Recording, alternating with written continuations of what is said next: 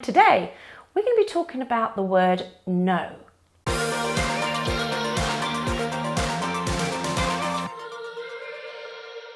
Welcome to the Creative Business TV show where we help you make a success of your creative business. After many years working as a wedding planner, I can spot no clients coming from a mile away. But can you? It's not always easy and it takes time and experience to recognize the signs. In fact, some of you may be working with no clients as we speak, but wouldn't it be good to be able to pick them out of a lineup? So, to make things easy, I'm going to break it down for you. So let's look at exactly what makes up a no client. They require constant 24-hour support either by email, phone, or even face-to-face, and they get angry when you don't respond immediately. They don't even share your business values and missions. They don't respect you or the pride you place in your work. They try to undermine you and cut you down. They make you feel disheartened and discouraged, and they don't appreciate what you do, and they usually feel like they will never make them happy. In a nutshell, no clients are the kinds of people who give you that uncomfortable, uneasy feeling in the pit of your stomach. And in case you've forgotten what that feeling's called, it's your gut instinct. And unfortunately, not all of us listen to and trust our gut instinct when it comes to business.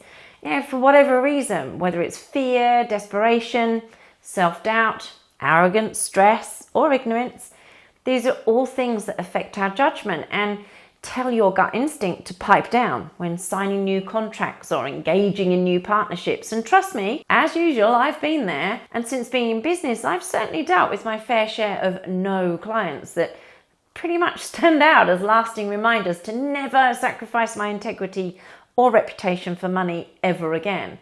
And at the time, the really bad part about it was I knew deep down that these people would cost me my sanity and money in some cases. But I just smiled and nodded as we signed on the dotted line. It's what you do in the beginning. And in hindsight, it's kind of funny. But I do get it though. Sometimes when you're really stretched and all you can think about is how the hell am I going to pay the bills this month, the idea of bringing on a no client seems pretty harmless. In my experience, no clients suck the life and passion out of your business. If you already have a well-established business, the best case no client scenario is your inbox gets flooded with unreasonable requests and you waste a bucket load of your valuable time trying to appease them. But if you're a startup business, having one or two no clients, well, it could actually spell the end for you. Why? Well, because serving, maintaining, and looking after these clients, it drags you away from growing your business. It drags you away from your existing clients you need and the ones that deserve your attention. It drags it away from your passion, away from the business you originally set out to create, and closer towards a place you don't want to be in for the next 20 years. So having a really solid sense of your own worth is key to being able to avoid these no client minefields. Also, knowing what you stand for will help you identify when someone isn't the right fit for you, and vice versa. Sometimes it can be something really small that sends off warning signals. I remember one of my no clients when we were at that, negotiating stage. So we were at the point where we were more or less ready to sign the contract. And if I was really honest, I knew deep down it wasn't the right fit for me, but I went ahead anyway. And she had the potential to turn into a nightmare bride. So in this instance, I made sure I included my office hours within the contract and I drew them to her attention. And I kind of had this sneaky suspicion that she was going to be the client calling me at 11 p.m. to talk about the colour of her linen. So I thought if I set the expectation level of my availability from the word go, we'd be all right. Actually, it was the opposite. She sent me quite a rude email saying that if she was paying what she considered to be an exorbitant fee, should I do that bit again? An exorbitant fee. I can't really say that. Even I can't gloss over that one.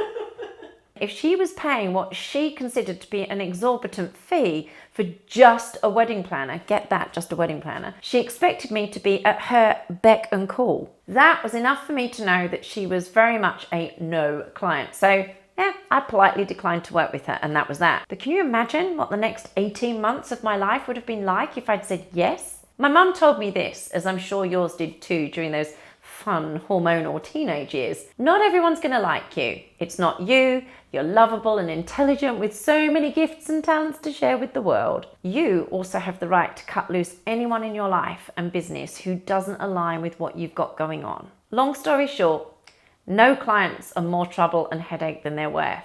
So save yourself the stress and dedicate your time to growing your business and helping those you can help. Well, I hope that helps any of you creative entrepreneurs out there who are teetering on the brink of signing that nightmare no client. Don't do it.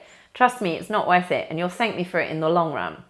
So that's all I have time for today on the Creative Business Show. So if you enjoyed it, like it and comment and subscribe. And if you want to be even more connected, come to kyliecarlson.co and get on the mailing list.